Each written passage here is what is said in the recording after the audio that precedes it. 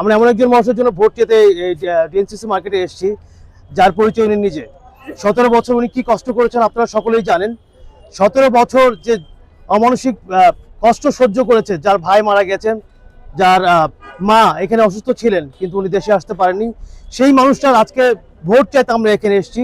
আপনারা 12 তারিখ ভোট বিপ্লবের মাধ্যমে জনগণের শক্তি আরেকবার প্রমাণ করবেন। তারেক রহমান সাহেবের নেতৃত্বে যে আগামী সরকার হবে, সেই আগামী সরকারে সুন্দর এবং সুষ্ঠুভাবে দেশটা পরিচালনা করবে আপনাদের সবার সাহায্য ইনশাআল্লাহ ইনশাআল্লাহ ইনশাআল্লাহ। এবং এই যে গুলশান এলাকাটা, গুলশানের একটা বাংলাদেশের একটা আইডেন্টিফুল এলাকা, মনে রাখতে হবে এই এলাকাতে অন্য মডেল, তাহলে আধুনিকতার ছোঁয়া কিন্তু এই এলাকাতে। এখন যদি ভোটের ব্যবধান কিন্তু ওইভাবে হতে হবে, ইনশাআল্লাহ মনে রাখবেন আপনারা, ইনশাআল্লাহ ভোটের ব্যবধানটা ওইভাবে হতে হবে যে গুলশানের লোক চিন্তা ভাবনাই একটা আধুনিক চিন্তা ভাবনা, এবং এই চিন্তা ভাবনাগুলো রাষ্ট্র পরিচালনা করার জন্য আমাদের নেতা মজলুম জননেতা দীর্ঘদিন উনি, আপনারা সবাই জানেন, নির্যাতন নির্মম ভাবে হয়েছেন, একই কারণ মানুষের অধিকারের জন্য। আপনারা গত 17 বছর সুস্থভাবে আজকে যেভাবে এখানে একত্রিত হয়েছেন, গত 17 বছর আমার মনে হয় না আপনারা এইভাবে একত্রিত হয়েছেন। আপনারা যেভাবে এই ফ্যাসিবাদ সরকারকে পতন করার জন্য আন্দোলন করে আসছেন, তেমনি ভাবে আমরা প্রবাসে থেকেও আপনাদের সাথে আমরা একত্রিত ছিলাম।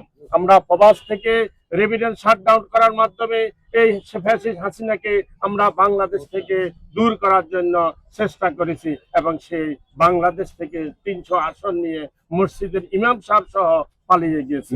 আমরা চাই না এই বাংলাদেশে পুনরায় যেন এই আবৃত্তি আসে। আমরা চাই, তাহলে আমাদেরকে কি করতে হবে? আমাদের তারেক রহমানের নেতৃত্বে বাংলাদেশকে গড়ে উঠতে হবে। যদি বাংলাদেশকে আমরা সে 17 বছর আগে যদি নিয়ে যেতে না চাই, তাহলে আমাদেরকে দানের শীষে ভোট দিতে হবে। বিগত দিনে দেশে আইনের শাসন ছিল না, বাক স্বাধীনতা ছিল না, গণতন্ত্র ছিল না।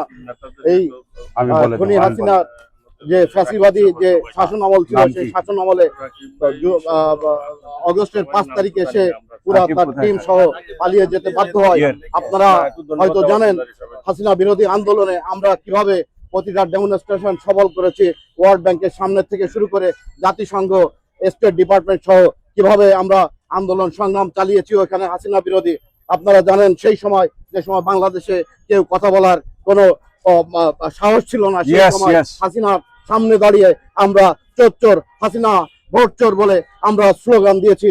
আপনারা জানেন ঠিকই তারই জন্য আমরা হাসিনা পালানোর পরে আজকে দেশে একটা সুষ্ঠু পরিবেশ সৃষ্টি হয়েছে ভোটের